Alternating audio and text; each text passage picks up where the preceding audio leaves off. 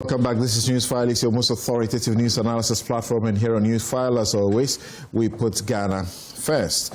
And my guests you have been listening to, Senya Hosi, Vera Abna Ado, Dennis Miracles Abuaji, and Theophilos Jemega Jr. Now, let's go to Shidiem and go to somewhere in Obuasi. But NAIMOS, in the last 3 days or so, has been on a rampage in the western, in the eastern, and they are just, doing a great job there. Unfortunately, the solutions to the problem all still seem a bit, distant. In our earlier discussion, Emmanuel J. Bequin says that Senor is right. Let's not deceive ourselves by accepting the narrative of a glut. There is no rice glut in Ghana. Let it make sense why ports are still open for rice in a country crying over so-called glut. Perhaps what we are experiencing is a poor leadership glut. Okay, the ports are opened and rice is just, flowing in, and we are talking about glut. Vladimir Protein says the spokesperson for the data and digital man says there is no data generated in Agric. We already knew they were telling lies anyway. But suddenly he has solutions on buffer stock and free SHS, which he didn't implement for 8 years. Miracles. He is indeed. Interesting comment there. Professor Bar says that one may not like Miracles' approach in his political discourse, but what he's saying about the exchange rate issue is true. I have been shouting about the swing of the exchange rate, but it doesn't appear to be looked at. Exchange rate movement must be organic and not manipulated. Okay, so this is from a professor who has been talking about this for a while. So if even they are talking and they are not being listened to, this is serious. We must do something about this. Interesting. From Enchibwe Siako, he says, actually, taste has been overused as a reason for buying foreign rice. Rice, like most carbohydrates, doesn't have any taste at all on its own. It is the stew or soup or whatever you add to your rice that makes it tasty. Perfume or anything added is just pure marketing gimmick. Ghanaians have been sold such nonsense at the expense of our economic development. Interesting comments there. I'll read just one or two more and then we'll proceed. Papa Bisu, that's a very long one. If you're shorting it, it makes it easy to read. It says that, okay, the Nigerian oil bandits example or drug bandits in other world seems to be creeping in, and that's dangerous. You are talking about Galamsey. We'll talk about that shortly. And then this one says, we need a Westminster type of democracy. It humbles leaders as PM's question time, and citizens are always informed of issues because of open debate. Every minister has a shadow minister on the opposition side. Imagine Akufo-Addo and John Mahama facing off in Parliament. The presidential system is too open to abuse. Look at what happened just 8 years ago. This current system is simply not working. We either change or change will be forced on us one day. Okay, so I suppose that's a comment in respect of Samson's stake, where I say it's conflict of interest, it's blatant, and it's corruption. And I made a point of correction, a point of corruption that we need to deal with, that we know. If you make the ministers, you pick them from Parliament, you give them double work, they won't work in Parliament. It's as simple as that. if you give them seats on boards, I remember as far back as 2022, Clara was here talking about it. CDD has been talking about it. They don't listen. They put them on boards and make them chairpersons of boards, and they're supposed to oversight the same boards. It won't work, okay? That's why you keep crying. They don't come to the House. Look at the NDC, super majority, but they can't marshal how many? Just a handful to make a quorum to start proceedings in the House. This is very, very bad, and the presidents continue to do it. You don't know what's going on with our presidents and the way they think. What is it? They are MP. Let them be MP. And you still force and make them on boards. We know as for ministers, it is the Constitution that compels you. Anyway, so as we have it, the Galamseyers appear to have more power than the military that we arm. So just listen to a few of the developments and watch some of these as we ask the question whether we are indeed fighting Galamsey. Go, go, go, go, go, go, go, go, go. Go, go, go, go, go, go. Go, go, go, go. Watch out, go, go, go. Watch out, watch out.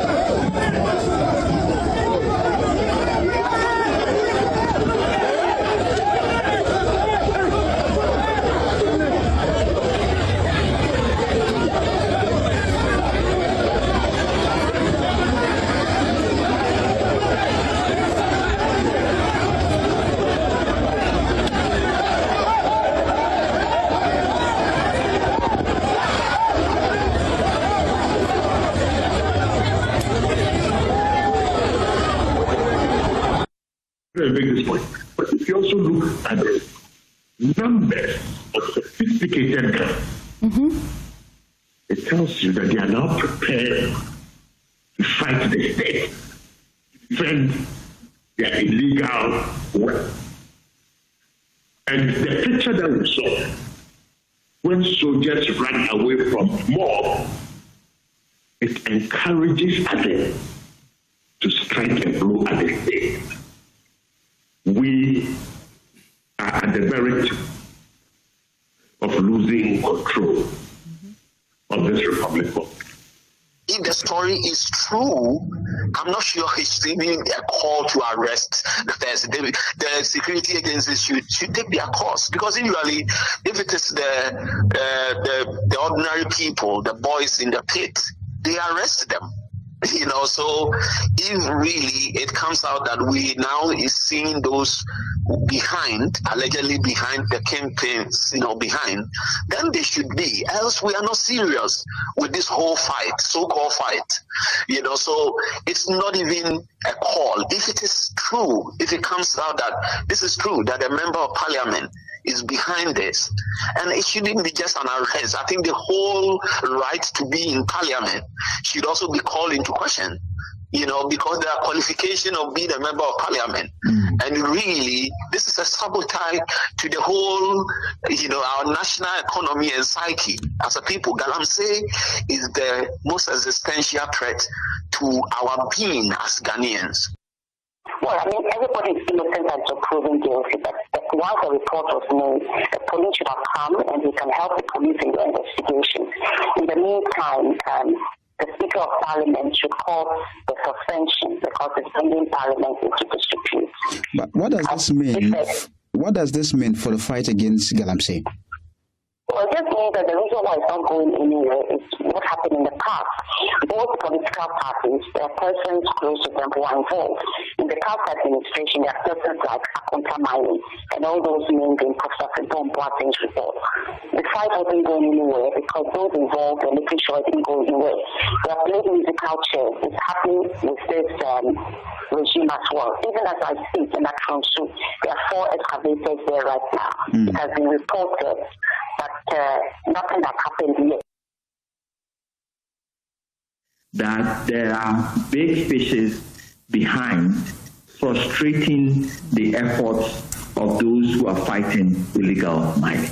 NAIMOS may not speak to you, but behind the scenes, they are frustrated because they conduct an operation and you have all manner of people like the ones who showed up, MPs, ministers, calling and demanding that equipment are released. At the local level, I've had a chance to talk about people who are now going after seized excavators. The excavators that the IGP's men seized. People are now going behind the scenes and getting them back into the Galamsey field. Say,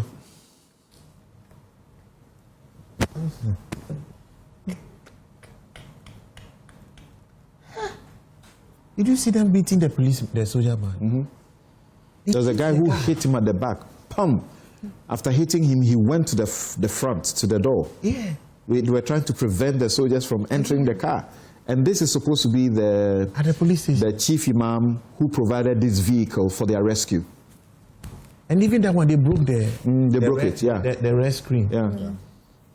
So that's the chief imam that the police, that's a Zongo chief. That's a Zongo chief that the police have been thanking for his intervention. Hey! Your Excellency, I don't know. This should tell you where we are. I don't know what he's waiting for. There was a reason why we suggested the state of emergency. Because we realize how desperate... Professor Eni says they are overcoming the state. They are not overcoming. They have overcome the state. The view of this alone is evidence of that. All that is left is coordination amongst them. And they will own a part of the country. His Excellency John Dramani Mahama will be a president of Ghana that now will be with some other people. Only GHA will be with him. The NA will be with another people. That is where we are getting to.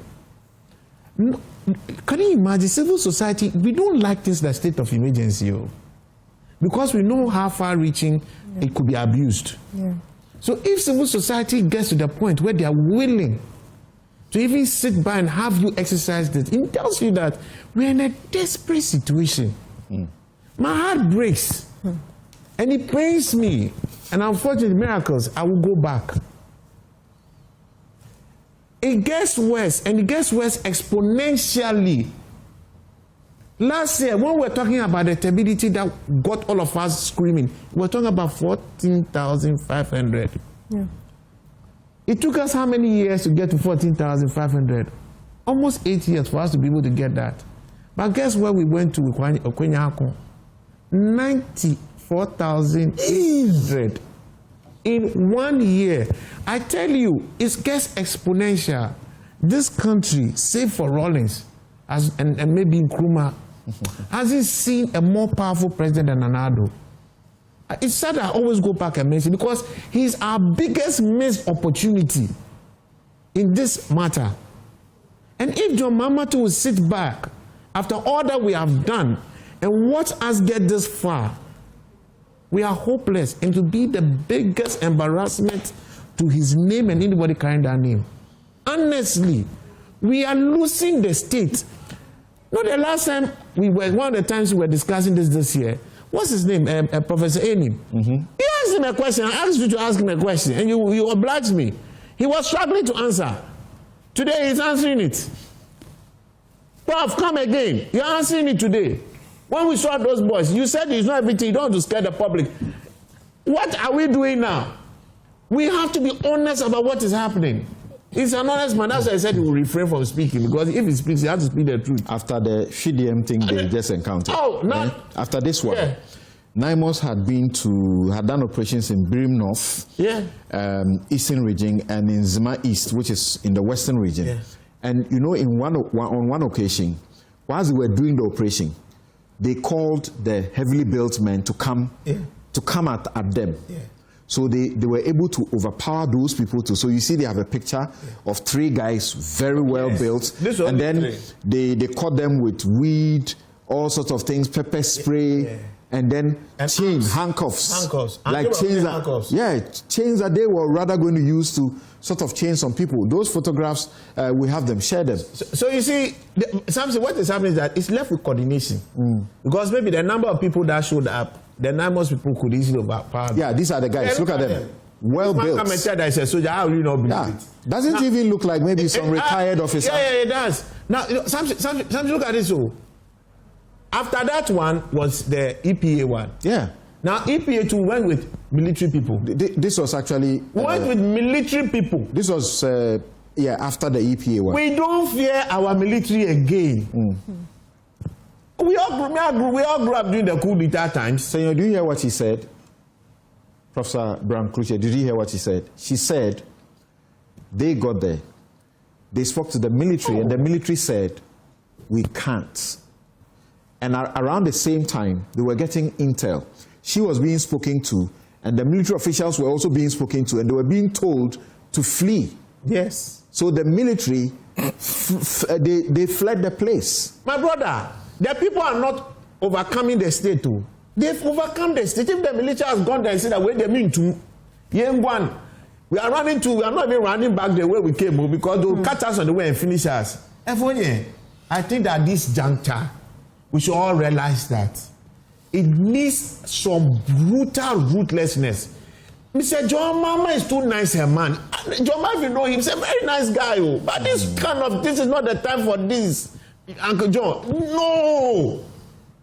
By Monday, for me, the next day, they should have swarmed. Look, where else do we have a problem? Take out Boku. Where else?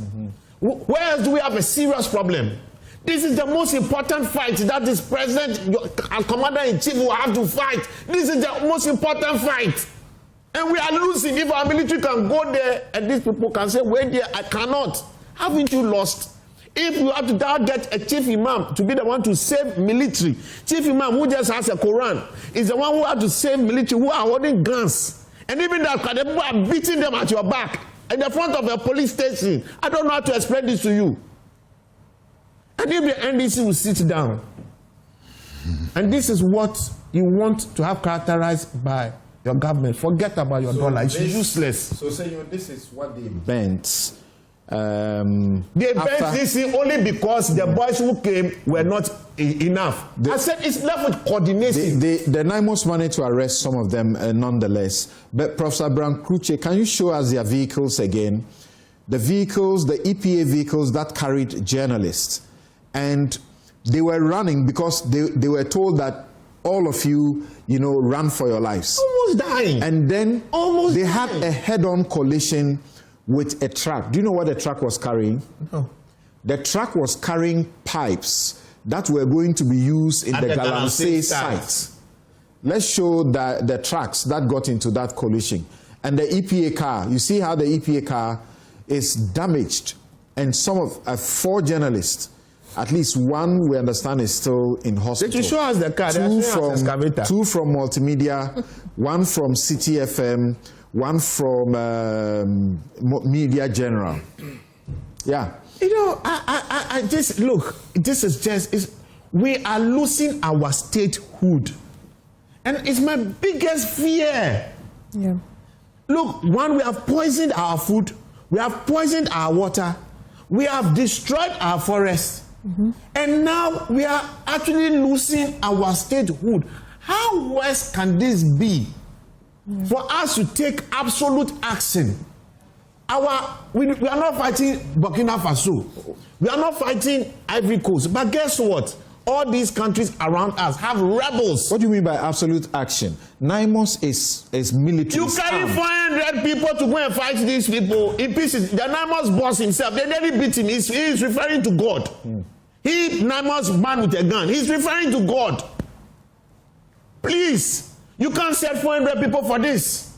Half our army should be sitting there and be doing this. What are they doing in Accra? What are they doing in Bamako? For what? Abena, so as we understand it... Look, my brother, look. That's the vehicles that were involved. Yeah. And this, I think the one in front was carrying the journalist, and the one that was carrying the pipes is the one you see there. And so this potentially... Yeah. is the place where the EPA boss could have been killed, together with the journalists who were involved. Yeah. What sort of death will this have been? She went with military. Yeah. It's scary, Samson. I saw the news, it was scary. I saw Madame Hanabisu's own as well. And I'm yes, like, okay, earlier, Hanabisu, yeah. This is scary. And for me, we have not been able to win this fight also because of the involvement of politicians and politically exposed. Samson, I miss Rollins. So continue, Abena, continue. We haven't won this fight because of the politicians' involvement and political exposure. We know it from time, all this while we saw from Professor Frimpont's report and up till now. It is scary, and for me... Okay, so I understand that the journalists actually, I said 2, right? 2, yeah. There are actually 3 from multimedia, and they are all still on admission. Oh my. 2 at the Afare Hospital, and 1 is scheduled for surgery at the Konfanochi Teaching Hospital. Yeah, we are having too much death on this fight. We saw from Mahama, the soldier, what's his Major Mahama. We saw what happened at the death of the 8 people. There are a number of them through this whole fight. So for me, it is scary, and I'm thinking, can we look at our approach again? As we have the team, NAIMOS, going there attacking with military, can we think about something with the Zongo chief? If this man without any arms was able to do this, it means the community also trusts. We need a community support with all whatever we are doing. If we don't get the community to support the process, it's going to be a fiasco, because Galamsey, in as much as we know outsiders are doing, it's also a local activity. We need to have that space. Another institution, as EPA is on the field. Professor Enim, Professor Apiejetua and his students have diagnosed this not as a local crime anymore. They say this is international organized crime. I agree, but you see the young people who mobilize themselves at the station. They are from the community. The MP said the boys called him. Why were they calling him? Because they say, you are a member of parliament, we voted for you. So that is what has also implicated the members of parliament as well.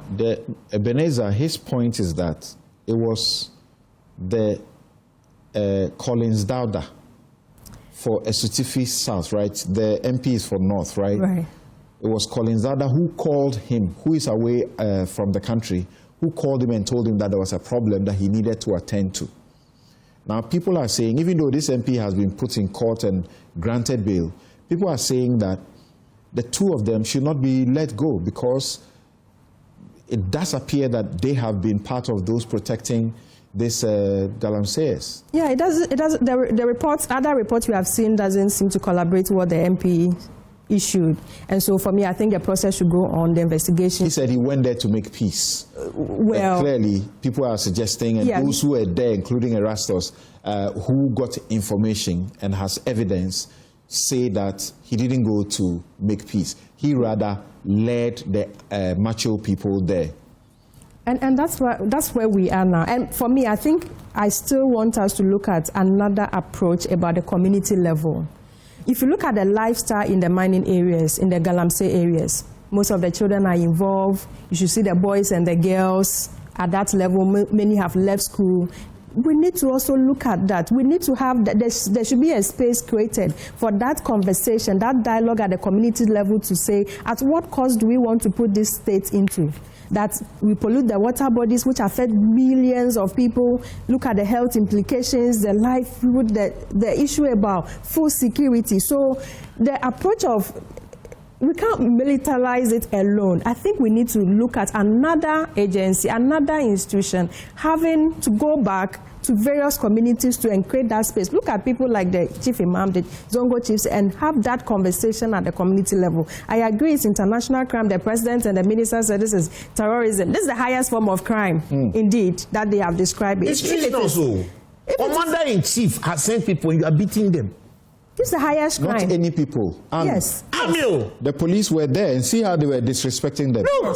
Yes, it's no a shame. Respect at all for them. It's a shame, and for me, it shows how vulnerable our state has become. If they can do this to our military, then we have a serious issue.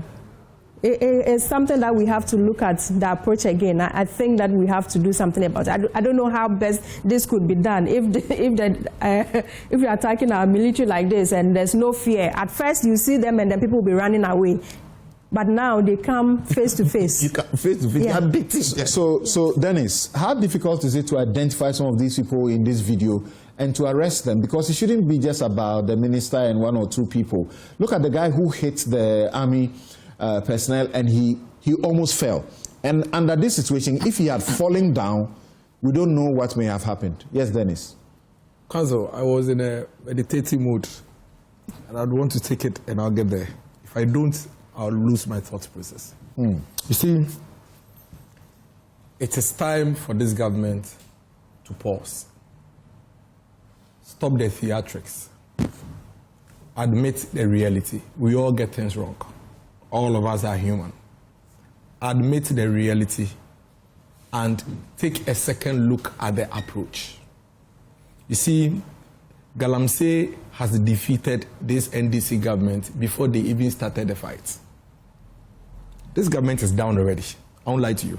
The government is completely down when it comes to the Galamsey fight. And I'll give you very good reasons why. And I say this without any malice because I've already said it before. I've said it severally. So this time, there's really not much political gain in it anymore. It's public knowledge. So these things that I say today, they are not for political capital. It is for us to be able to fix the situation. There was a challenge. When the MPP came to power in 2016, there was a big challenge. The challenge was Galamsey. As of September 2016, our current president and his ministers had given up on the fight against Galamsey. The majority leader today was clear. He said that he doesn't think we can win this fight against Galamsey. He was the leader of the task force at the time. I mean, he was part of the task force. Inisa Fuseni, Honorable, was the leader. So when we came to office in 2017, the president, Nana Dankwa Akufo-Addo, took certain steps. And I know why I'm building from here. First of all, by the 4th month, somewhere in Ipo, he placed a total ban on all forms of small-scale mining. And that ran for over 20 months. In addition to that, he sent the military and the police into our mining communities to beat, arrest, and when I say beat, I'm just saying it figuratively, to basically arrest all these criminals who are involved in these illegal activities.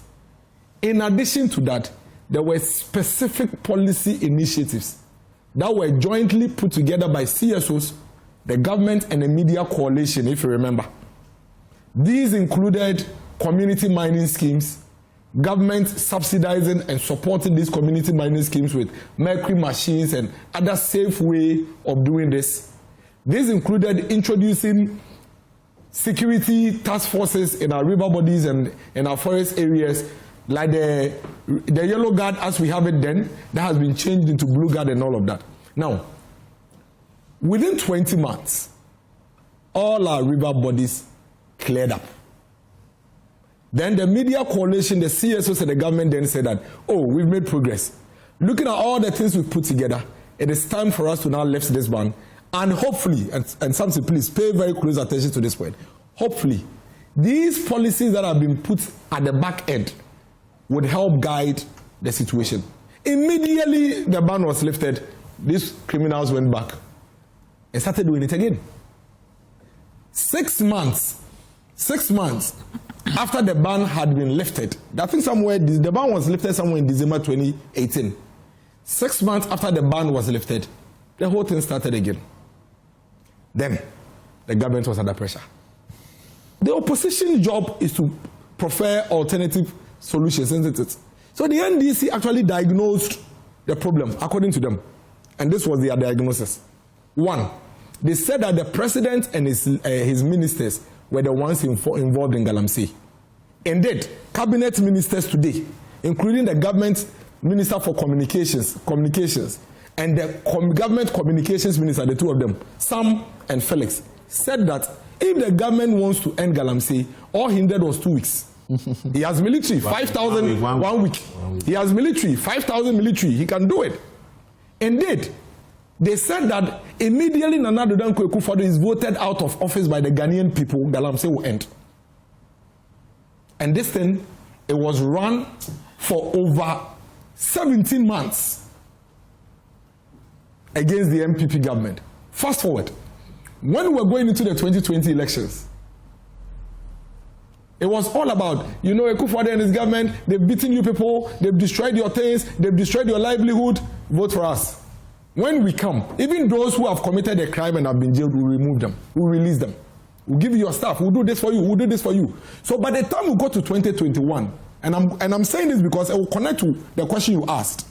By the time we go to 2021, the Galamsey saw NDC as a friend and a brother.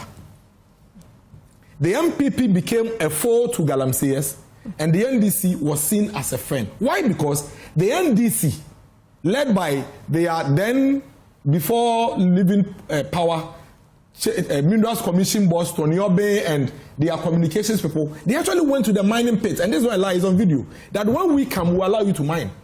Vote for us. The day you know our parliamentary candidate here, Abubakar Sadiq, he's already a miner, he's doing it with you.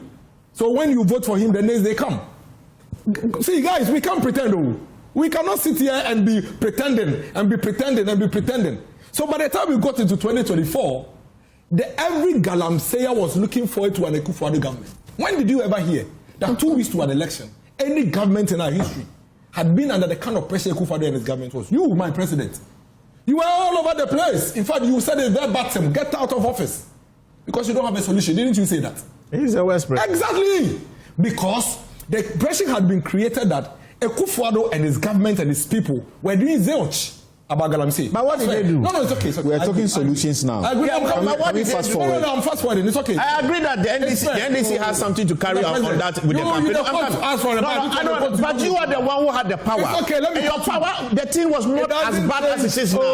You had the chance to crash it, but you were thinking about politics. Why? Well, make us talk. You're my man. It doesn't change the fact that you said this, and you were right.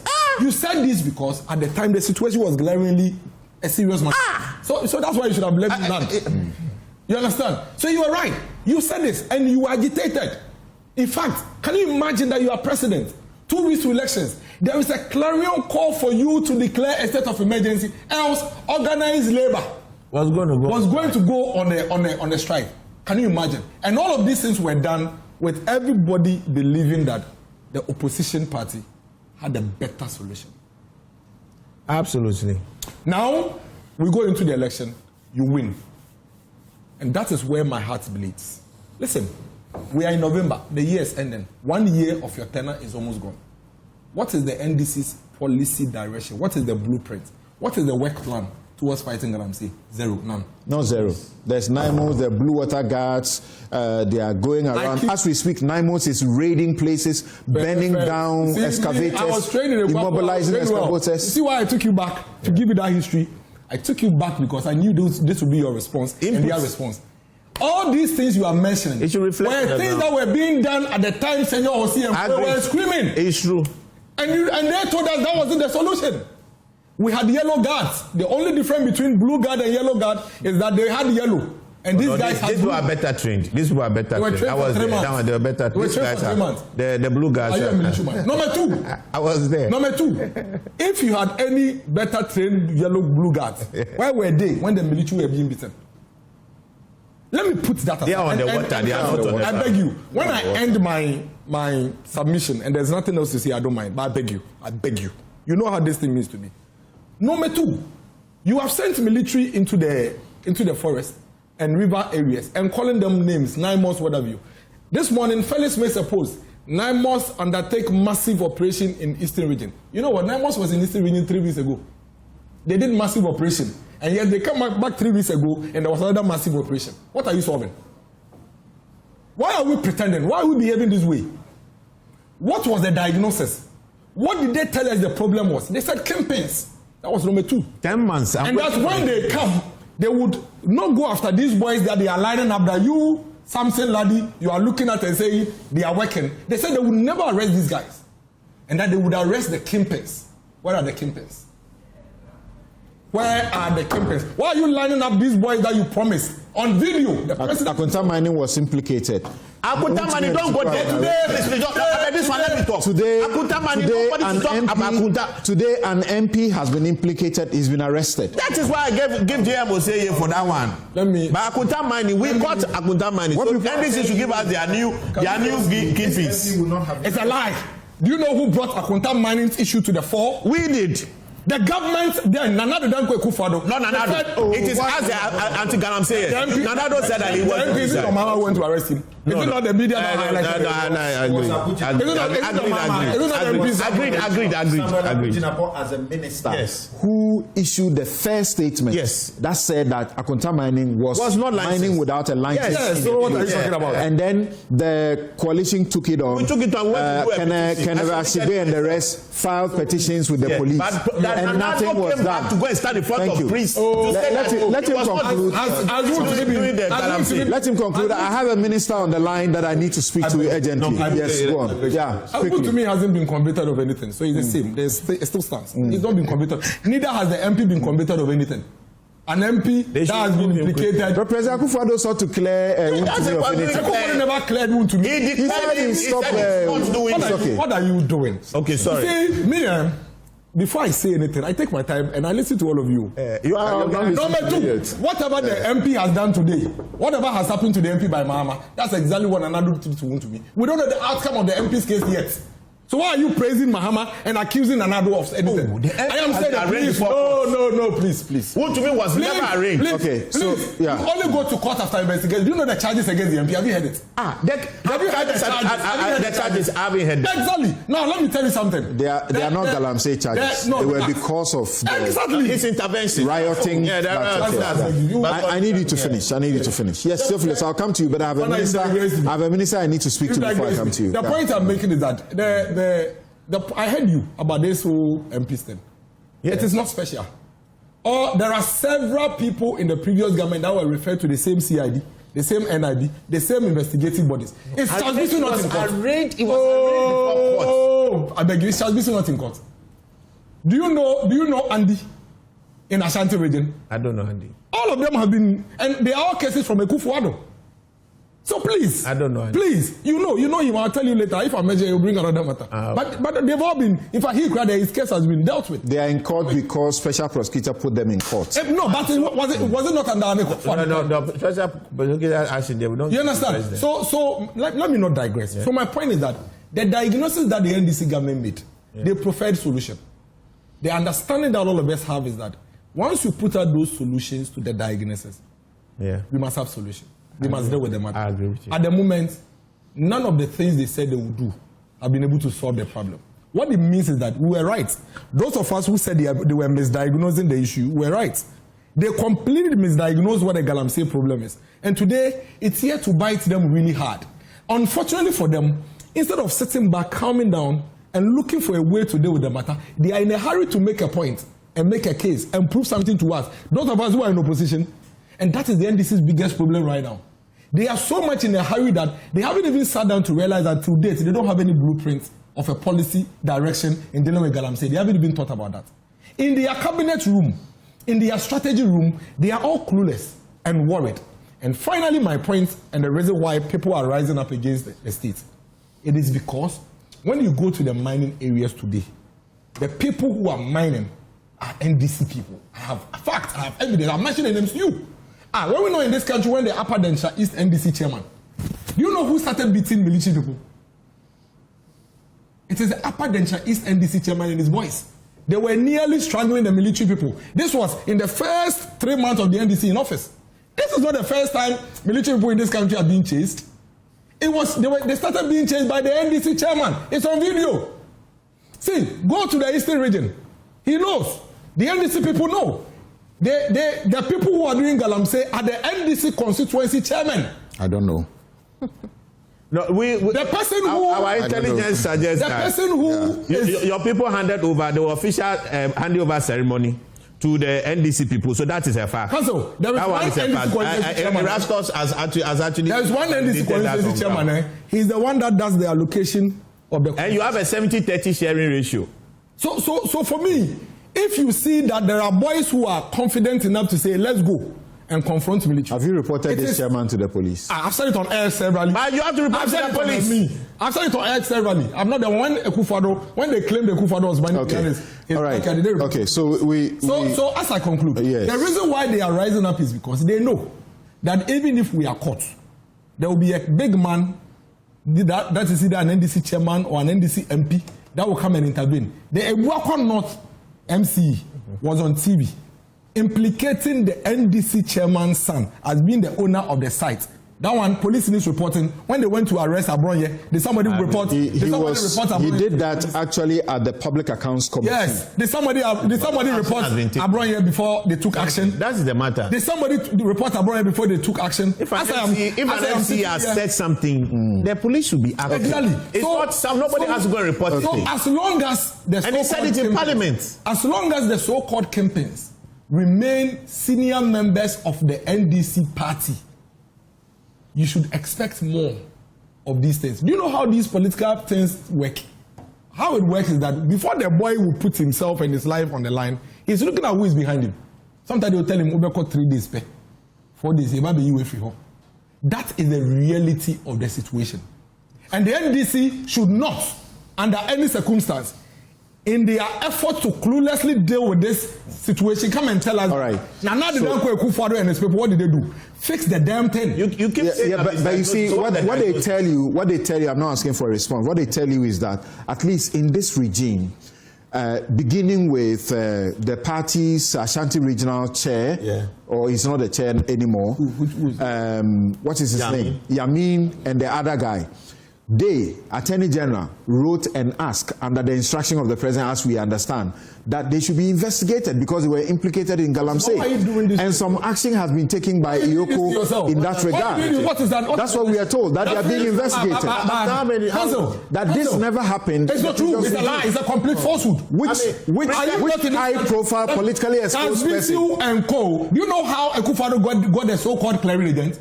You think he was giving clearance in his office? He was referring them to CID and the National Investigation Bureau. You're right about that. The CID cleared Charles Bisi. So what are you talking about? Okay, so hold on. Thank you. Thank you very much. You're still here on Newsfile. This is your most authoritative news analysis platform. And here on Newsfile, as always, we put Ghana first. And we're asking the very important question.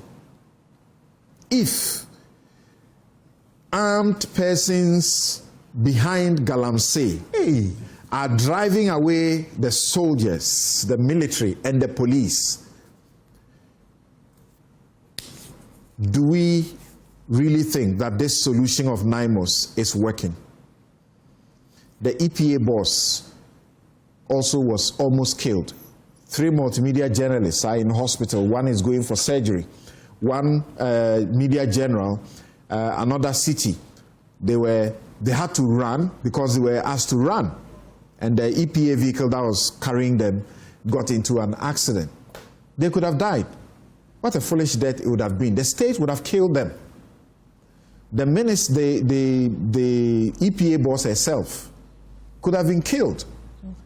The NAIMOS commander, the commander in the army, is what, there is a person who is telling us now that he's thanking God. By the mercies of God, he escaped. He would have been killed. Should this still be the solution?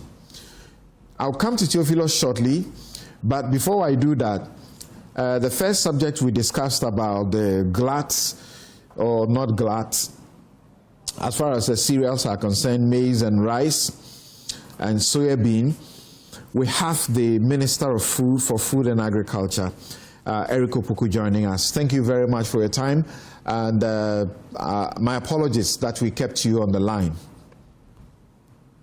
Thank you very much, Samson. Right. So, I'm so much excited and grateful for the opportunity. Thank you. Thank you for getting in to speak to us. Yes. I know you've concluded on the subject already, but you've been generous enough to give me space to add my voice to the discussion. And I must say that I'm so much excited. And your views are important because it's the solutions we are looking for, sir. Excellent. Yes, Samson. We are witnessing food glut because of the bountiful harvest we have had this year. In fact, as you speak, in the 5 northern regions, harvesting is ongoing, it's underway. And all the figures we are putting out are estimates. They cannot be the actuals. But during the budget preparation, we realized that if all the interventions we are implementing become successful, we are going to have a bumper harvest. And therefore, we should prepare ourselves against possible glut. So in the budget, we made provision of 100 million Ghana cedis to support the national food buffer stock, to step into the market and mop up the excess produce when the harvest time, comes. Importing 1 million tons. This was based on the projection that we made. So this 100 million Ghana was provided for in the budget that was approved for the year 2025. And so when we started seeing the signs of possible grant, we immediately made the money available. We applied to the Finance Ministry for the release of the 100 million Ghana cedis to enable buffer stock discharge this money. Samson, this is the first time the National Food Buffer Stock has been given the capacity to go into the market to mop up the excess. But within a matter of days, from 10 to 12 days, they reported back to us that they have exhausted the 100 million and so we have a lot in the market to clear.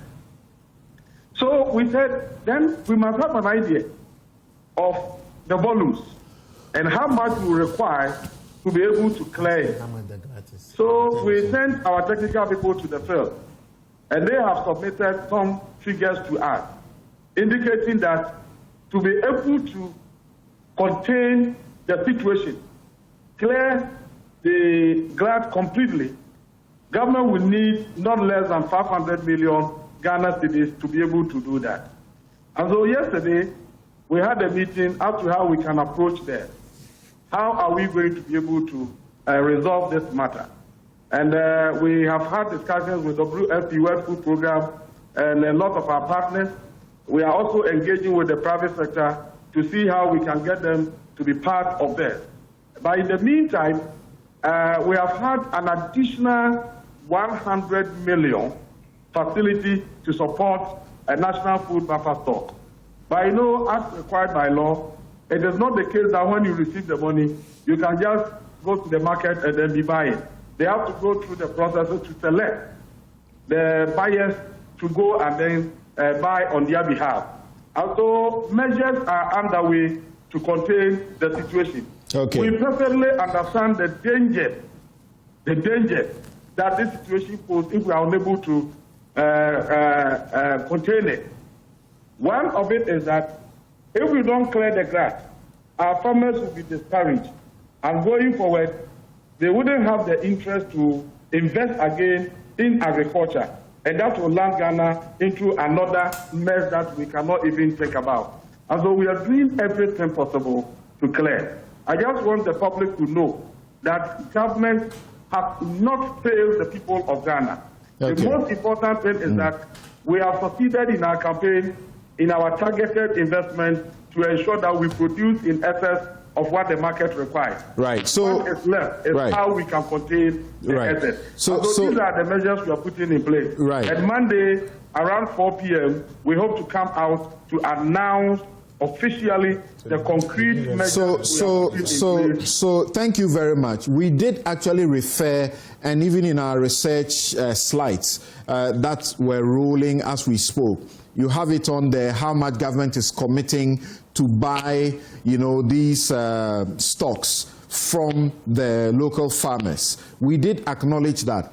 But the question is, why did you have to sit for us to get to this place? Why must this become an annual ritual that they grow and that they don't have, buyers? And in the meantime, a part of their concern is that the price at which you are buying it doesn't make economic sense for them because they are going to lose. What do you say to that? Okay, Samson, we did not sit in the ministry and determine the price for them. We formed a committee to determine the price, including the leadership of their association. Sure. Peasant Farmers Association, they were part of the committee. The agribusiness, in fact, agribusiness, they indicated to me that they were not part. And so when they brought me the report, I personally spoke to them that these are the prices we are offering. What is your take on this? And they said, give us some few minutes to do some consultation and revert to you. They consulted and came back to say that, Honorable, everything is in order, so please, you can announce it.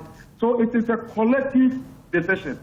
Certainly people will have some concerns, but what I'm saying is that it is not an imposition from the Ministry of Food and Agriculture.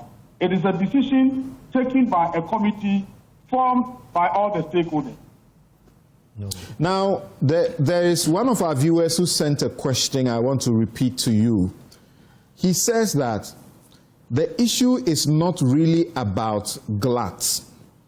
He says there is no rice glut in Ghana. Let it make sense. Why ports are still open for rice in a country crying over so-called glut? Perhaps what we are experiencing is a poor leadership glut. This is Emmanuel J. Bequin. What are you doing by way of policy? At the time you are buying from these local growers, our ports are open and all the junk is being brought in.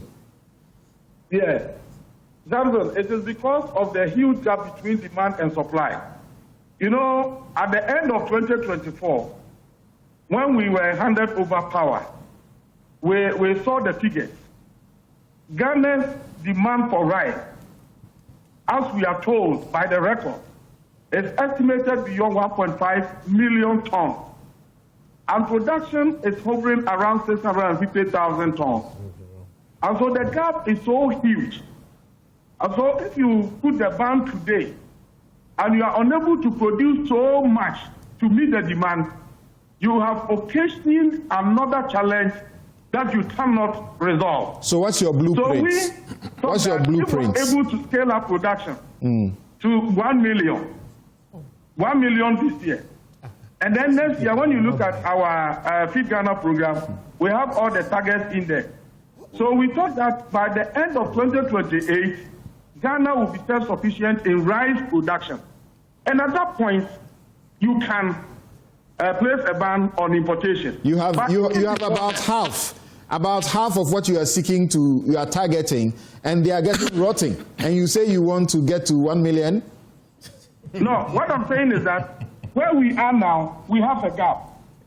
We have a gap. The problem we have on the market is that Ghanaians have developed taste for imported rice.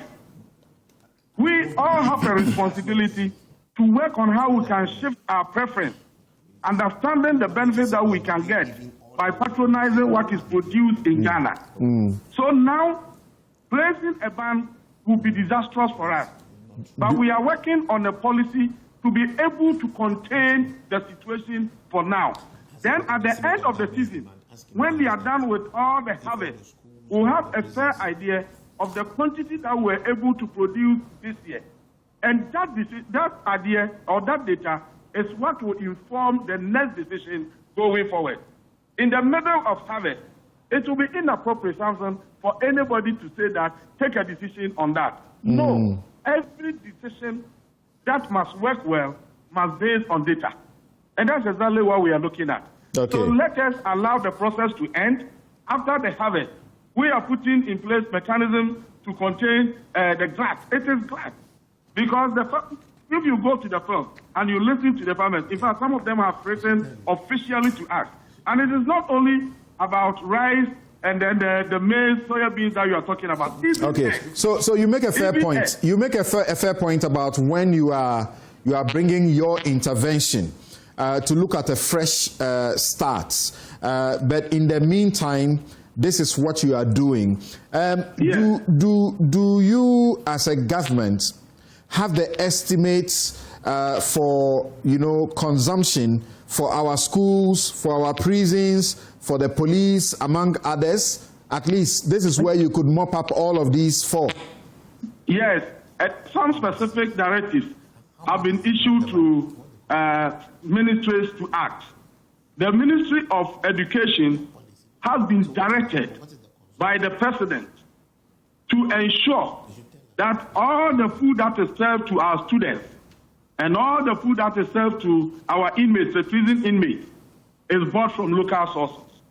The President has further directed that in order to clear the egg glut that we are witnessing, because the egg farmers have petitioned, we have interacted with them, and they are also complaining egg prices are falling so low that if they are not careful, they cannot even recoup their investment. And that will be a huge disincentive to engage in further production. So the President said that Ministry of Education should ensure that they buy the excess produce to support the school feeding program. That's why I'm saying that a lot of interventions are underway to contain the situation. So how much, for example, do the schools need? How much? What is their consumption rate? In fact, that will be determined by the Ministry of Education. They will have that data. Minister, they will have that data. As for the school one, I wouldn't have it now. No, Minister, but they will have it. This is not acceptable from a policy stance. You should be able to estimate that demand, that you can actually put government effort and policy to back. If at this stage you are telling me you do not know the demand from schools or government-driven demand, that's a big problem at this time. You can't even tell the impact of your intervention. Listen to me and understand it first. This is a situation we have witnessed now. The Minister. Was issued, listen, the directive was issued to the ministry yesterday. And I was there, I was privy to the discussions. So it is the Minister for Education who will have information relating to the number of schools they are feeding, the quantity of food they need to supply them. That is not the responsibility of the Minister for Food and Agriculture, who has the responsibility to produce the food. And that's why I tell you that that one can be provided by the minister handling that. But from policy perspective, we have the policy document available. The policy of Food Free Ghana is to produce food and ensure that the food that is produced is sold. That policy is there.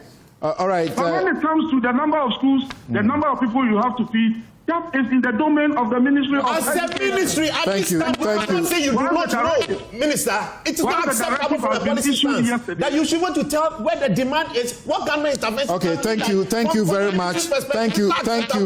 Thank you very much, Mr. Eric Opoku, Minister for Food and Agriculture, for your intervention. We will return to our discussion on the Galamseyers overcoming the state. That's in the words of Professor Kwesienin. But before we do that, let me share some of your messages with you. And then we'll bring Theophilus in to hear his point as well. Okay, so Hoffy says that Senor is becoming very emotional. He's been fighting this for a long time. All of these years, Galamsey is overcoming this country. We are finished. Kwame says, it is only in Ghana that the state will display military vehicles on Independence Day and send military men to fight armed insurgents in the Galamsey areas with Mahindra pickups and Toyota V8s. To be frank with you, sometimes when you see even the vehicle that these special operations, the people are supposed to be driving in, the ministers or the state officials are sitting in the most durable, the best cars, and they are sitting in some pickups, that people will shoot at. This country, eh? Okay, Stoic says that Miracles Abuaje, funny man, we are here because his government thought it wise to turn illegal mining into legal mining by giving them licenses. They did not face this opposition from the Galamsey because they were not fighting. Awimbon says, we have grown so bold. That was wrong. We have grown so bold to attacking our officers who are fighting Galamsey. Have we forgotten late Major Mahama that was lynched. You are now fighting them again. Do you know they are soldiers? What were you doing with the arms assigned to you? President, deal with the MP adequately. And I have tons of messages that are coming in that I'm going to share with you on this one. And Kofi Bentil, you have heard on this about this issue many times on this platform. He says, I have said and repeated that Galamsey is international organized crime involving well-resourced financiers who procure heavy equipment, including guns and ammunition, and employ foreign and local insurgents as internal aggressors who confront our security forces. Yet we are sending women civilian officials to do what? We are not even bringing a knife to the gunfight. We are sending women waving warrants. It is a joke. We'll be right back. You're welcome back. This is Newsfile. It's your most authoritative news analysis platform. And here on Newsfile, we put Ghana first. On the back of Kofi Bentil's very bold statement in support of Senyor Hosi, saying that the attacks are evidence of Galamsey, the evidence that Galamsey has overcome our state. And this is why there should be a state of emergency.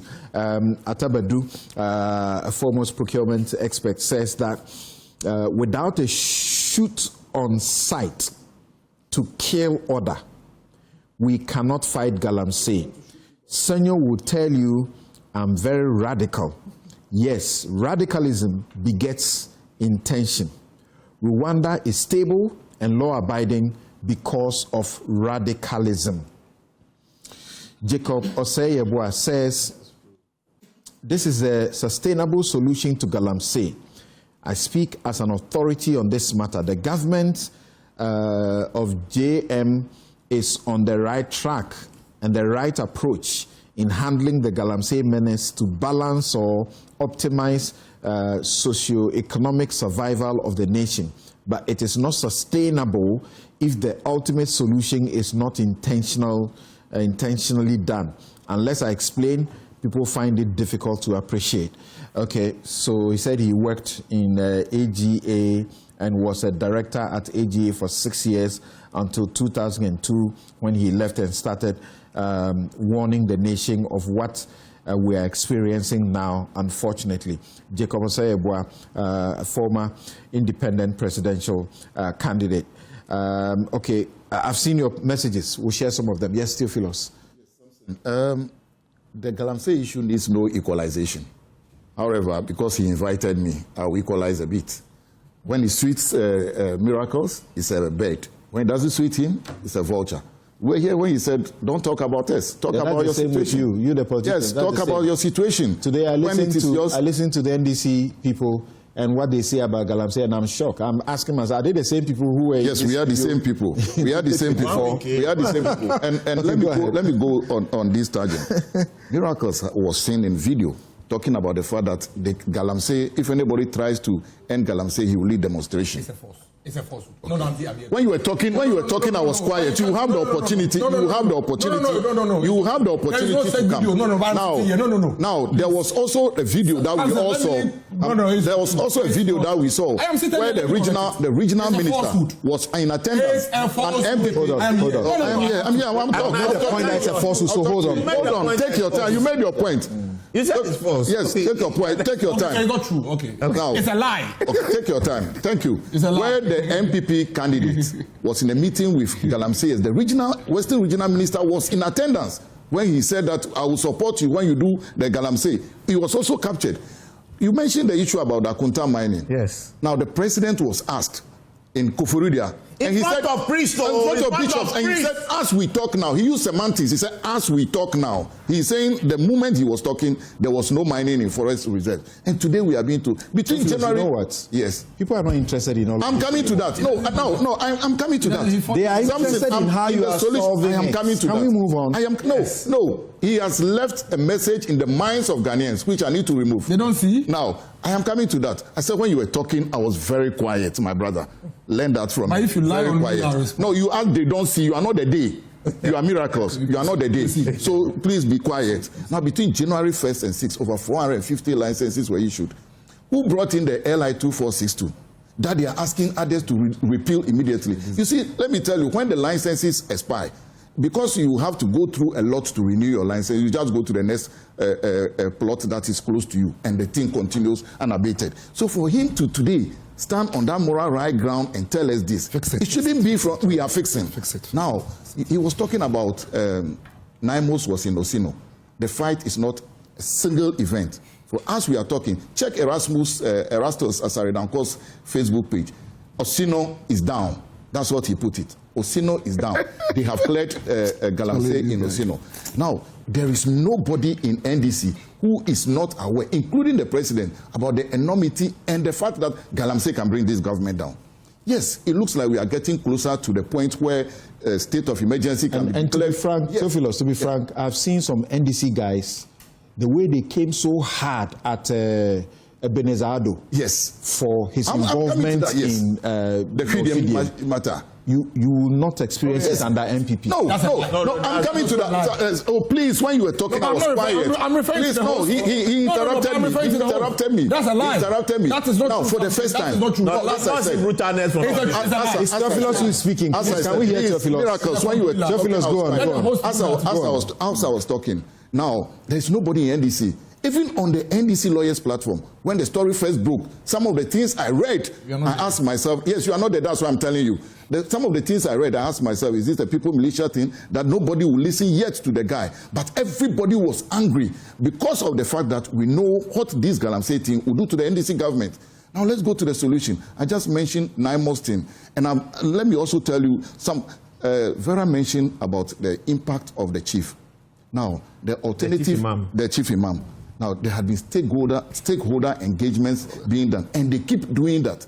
Now, you also notice that... Which institution is doing that? The alternative livelihood money. Yes, they are doing across... Even if you watch the presentation that was done at the Flagstaff House when the president met the CSOs, they indicated some of the... They even met parliamentarians, etc. about that. So, about the fact that there is community engagement, you are requesting that whether there will be community engagement or is important, some of these things are being done. Back to... Even as we talk now, the police are pursuing some of the people that were seen in the videos in Hwidim, that they should be brought to book.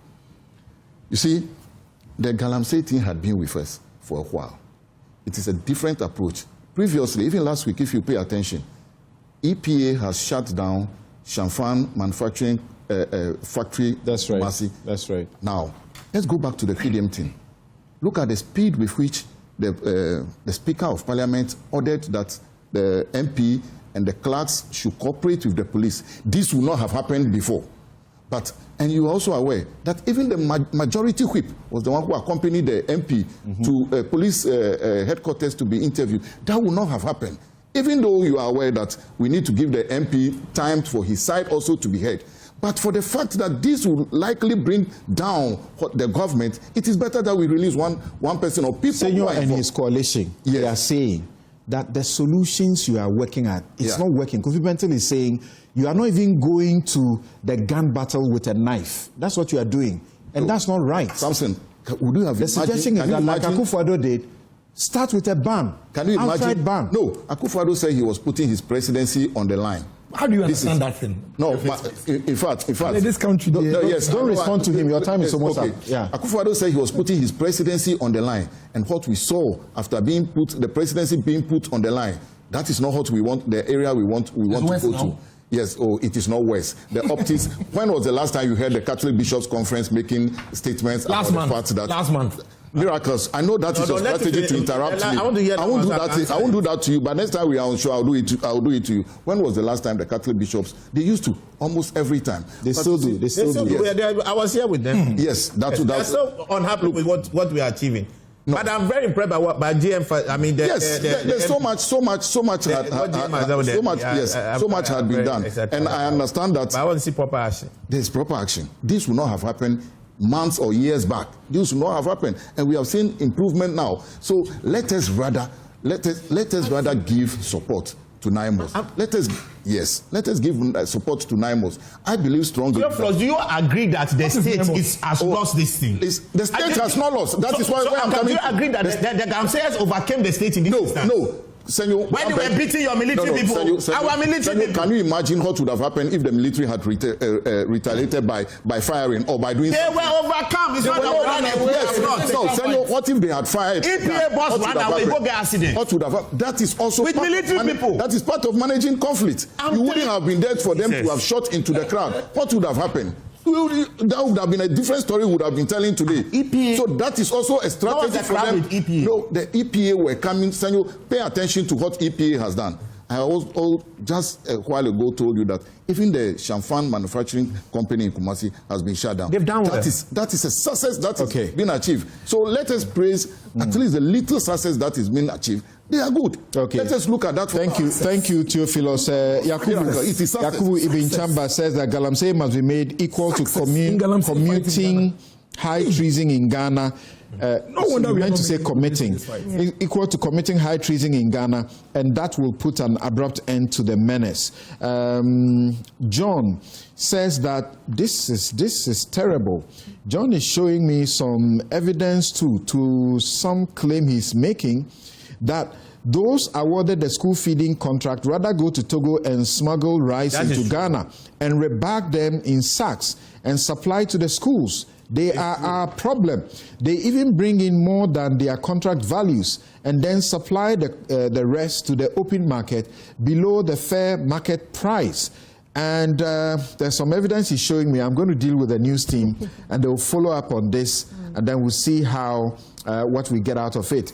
Ken is saying that once a topical issue starts with a sentence or words like this is the first time or unprecedented, then the discussion becomes partisan politics.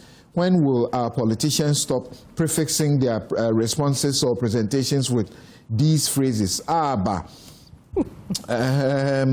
Angela says that before we can engage the community on Galamsey, order must be restored. A limited state of emergency is absolutely required. After order is restored, long-term community initiatives will be needed for total reorientation. Edu says, let's be honest with ourselves. The reason why the fight against Galamsey is failing is because the politicians are the main culprits. We should not sit in Accra and think we are far from the battlefront. Any state that does not go and occupy where his soldiers were defeated is not worth its salt. These guys will be emboldened and similar tactics will be used all over the place, and when they think they are powerful enough, they march to Accra and take over the state. That's the Sierra Leone syndrome. And Master Planner, Papa Bisu, thank you very much. Unfortunately, I'm unable to read your messages because my time is just up. We want to shelve Shraj for next week. But you want to say something at all costs. Say it and let's go. So 2 quick things. I am excited coming from anti-corruption institution about what Shraj has done. It tells us that if these bodies are given the necessary resources, they could do more. We are looking at ORA, the fight against corruption, what Auditor General can do, what PPA could do. So it means that we need this institution to function. And then reporting corruption, you realize that I don't know the organization, Movement for Truth and Accountability. I don't know them, but for them to report it, we don't have a lot of whistleblowers in our country. They eventually backed out, and Shraj said we'll continue whether or not you back out. So even for Shraj, they can't themselves go out and do the investigation. Most of the time, they have to receive report. So we have to continue reporting corruption for them to do the work that they are doing. So reporting corruption. That was not fairly treated. Reporting corruption is important. Yeah, I mean, I like what the work has been done is good. I commend the people, the whistleblowers in there. But I think that there's a whole system, and there are references that he makes, making those choices.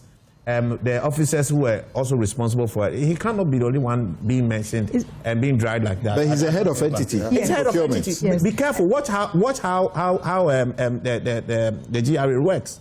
He's a commissioner general. He works with other commissioners.